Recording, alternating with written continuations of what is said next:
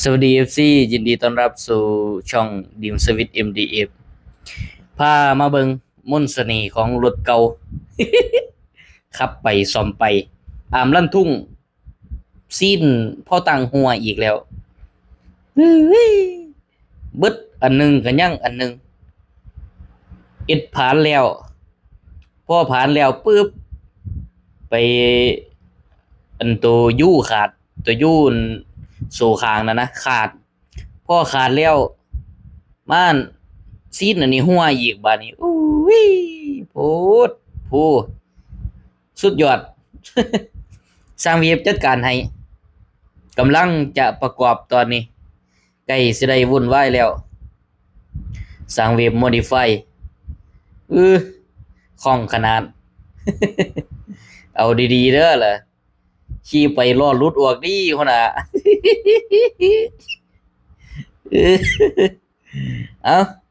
ใกล้แล้วพี่น้องกำลังเข้าสู่ขั้นตอนการประกอบอันนี้ก็ใส่แผ่นชิม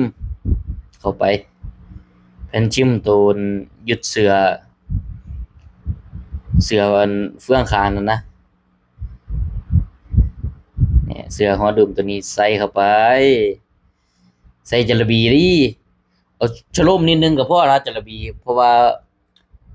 ป้องกันแหวนมันตกครับถ้าเฮาบ่ใส่แหวนมันก็ตกมันก็ใส่ยากเนาะเดี๋ยวกุมเอาละงางอยู่หั่นแหละเบิ่งแหน่นั่นเป็นได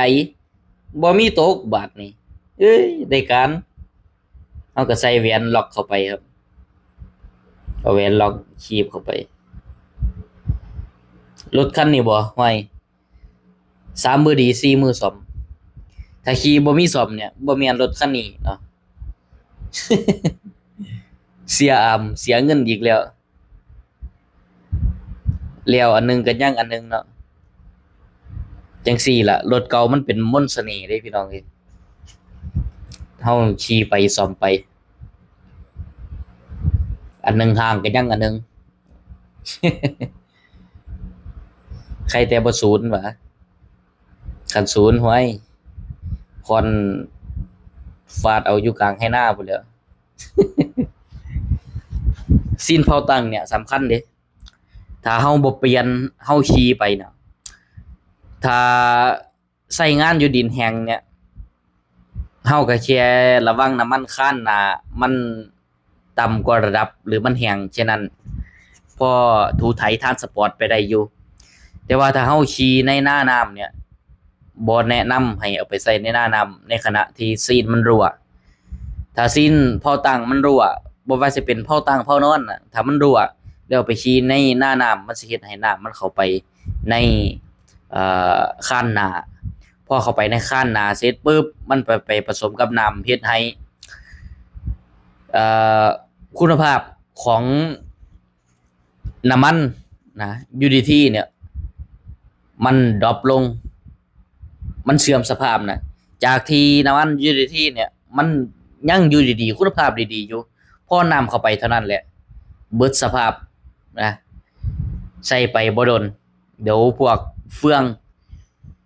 ต่างๆที่อยู่ในซีนบ่แม่นที่อยู่ในคันหนานะได้รับผลกระทบแน่นอนถ้าเฮายังฝืนใส่ต่อนะเพราะฉะนั้นแล้วเนี่ยผู้ใดเห็นคราบซึมเนี่ยมันซึมออกเนี่ยเริ่มเปลี่ยนโลดอย่าไปทาโดนเนาะอย่าไปขี่ลุยน้ำโดนนะเดี๋ยวมันสิจากสิเป็นเสียหน่อยกลายสิเป็นเสียหลายตอนนี้สร้างเวฟกำลังตอกลูกปืนเข้าไปตอกปอกปอกปอกปอกปอกปอกมาเบิ่งตัวนี้บาดนี้ใส่เฟืองเผาขางเข้าไปตอนนี้สร้างเวฟจักเฮ็ดหยังอยู่ถอดเข้าถอดออกอยู่เบิ่งเนี่ยสิเอาลายใดก็บ่เอาเดี๋ยวนี้กำลังพิจารณาอยู่ใส่ตัวใดดีเนาะใส่ข้างใดดีได้แล้วก็ยัดเข้าไปบาดนี้ยัดเข้าไปในหูนะก่อนจะประกบจุดเฟืองใบสีเดี๋ยวเราก็ต้องทากาวแลบกาวจักหน่อยดิบ่ใส่บ่ได้ดิน้ำมันหัวออกเบิดเด้ก็แลบเอานิดหน่อยก็พอครับเดี๋ยวก็ประกอบจุดเฟืองใบสีเข้าไป โอ้กาวก็คักขนาดมายกขึ้นบาดนี่เห็นน้อยๆนี่ก็หนักเติบอยู่ดิเป็นล้อเล่นดิงัดมันเข้าไปเร่งเร่งเร่งเบียร์งัดเข้าไปว้ายมันสิหลุดทับตีนเจ้าของเลยเอาดีๆเอาเขาหรือบ่เขาเขาเรียบร้อยเอาน็อตมาขันบาดนี่สั่งเว็บ Modify เริ่มทำการขันน็อตเรียบร้อยแล้วเดี๋ยวก็จะเอาล้อมาประกอบบาดนี้ประกอบล้อเข้าไปพร้อมลั่นทุ่งบาดนี้เว้ยเปลี่ยนซีนเผาตังแล้วซีนอีหยังสิหัวอีกเนาะบาดนี้